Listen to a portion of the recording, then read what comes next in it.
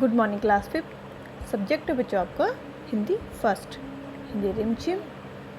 और यहाँ पे हम रिवीजन कर रहे हैं अभी। तो रिवीजन में कल हमने पढ़ा था यहाँ पे राग की रस्सी पाठ 1, ठीक है ना। तो कल हमने ये पाठ पढ़ा था लोनपोगा जो तिब्बत के 20वें राजा थे, ठीक है ना। सोनंग वेशन के गापो के मंत्री थे ये, ठीक है, लोनपोगार। तो आपको पता है कि ये क्या थे, बहुत ही चालाक थे, ठीक है ना। लोनपोगार बहुत ही चालाक, बहुत ही तेज दिमाग के।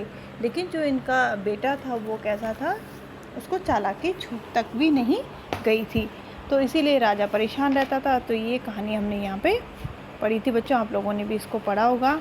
और आज यहाँ पे हम पढ़ेंगे दुनिया की छत। तो ये आपका जो है चैप्टर नंबर 1 के ही अंदर ये है, ठीक है ना। पेज नंबर 11 है, पेज नंबर 11 यहाँ पे देख रहे। तो आज हम यहाँ पे इस को पढ़ेंगे। तो दुनिया की छत तिब्बत को कहा जाता है। तो ये जो दुनिया की छत है, इस पाठ में यहाँ पे हम आपको तिब्बत के बारे में जानकारी देंगे, ठीक है ना। तो यहाँ पढ़ना स्टार्ट करेंगे। किसी भी लोक कथा को समझने के लिए उस इलाके की जलवायु, रहन सहन, खान पान और संस्कृति को समझना उपयोगी होता है, ठीक है ना। किसी भी लोक कथा, अगर हमने लोक कथा उसके बारे में बतानी है तो वहाँ का खान पान, रहन सहन, सारा चीज़ें हमको पता होनी चाहिए। जिस इलाके में वह लोक कथा सुनाई जाती है। राग की रस्सी शीर्षक लोक कथा तिब्बत से संबंधित है। जो हमने राग की रस्सी पढ़ी थी वो तिब्बत से संबंधित है, ठीक है, जिसे दुनिया की छत कहा जाता है।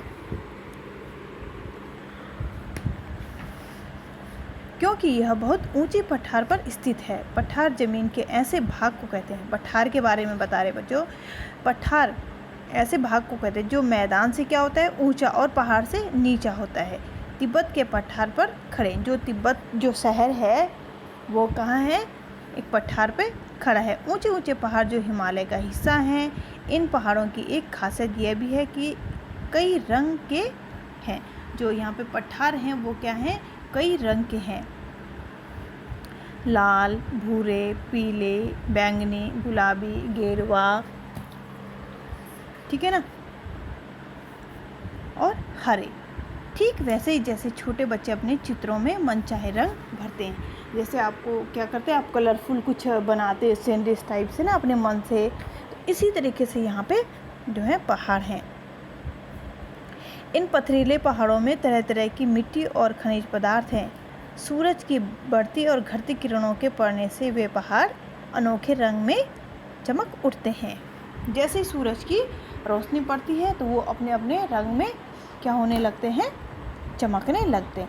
तिब्बत की हवा में नमी बहुत कम है, इस वजह से यहाँ बरसात और बर्फबारी कम होती है, ठीक है ना। यहाँ पे नमी बहुत कम है, इस वजह से यहाँ पे बर्फबारी कम होती है।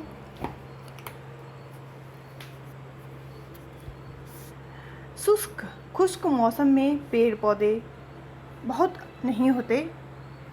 तिब्बत का पूर्वी भाग ही ऐसा है जहाँ घने जंगल पाए जाते हैं। उन जंगलों में पेड़ पौधों, पशु पक्षियों की दुर्लभ किस्में मिलती हैं। तिब्बत की मिट्टी कहीं रेतीली है, कहीं लाल पीली तो कहीं काली। तिब्बत में लगभग 1500 झीलें हैं, ठीक है ना। तिब्बत में जो है 1500 झीलें हैं। ये झीलें बनती हैं तो पहाड़ की बर्फ़ पिघलने से, ठीक है ना, जो पहाड़ों की बर्फ़ होती है वो पिघलने से ये झीलें बनती हैं। इनमें मानसरोवर की झील का बहुत नाम है। यहीं से सांगपो यानी ब्रह्मपुत्र नदी निकलती है। कहाँ से बच्चों, इन पहाड़ों से, मानसरोवर जो पहाड़ है वहाँ से ब्रह्मपुत्र नदी निकलती है।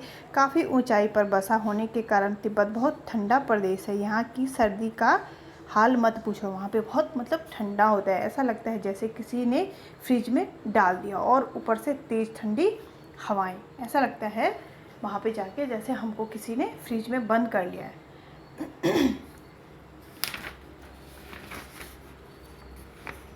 इसलिए यहाँ के लोग हमेशा भारी भरकम गर्म कपड़े पहनते हैं, क्योंकि वहाँ पे बहुत ठंडा होता है तो लोग हमेशा गर्म कपड़े पहने रहते हैं। तिब्बत जो तिब्बती लोग होते हैं, लोगों के घर बनाने की कारीगरी अनोखी है। यहाँ लकड़ी के बने हुए बहुमंजिला हैं, बहुत सारे मंजिल यहाँ पे देख रहे हैं आप, बनाया हुआ है, ठीक है ना। तो लकड़ी से यहाँ पे बनाए जाते हैं।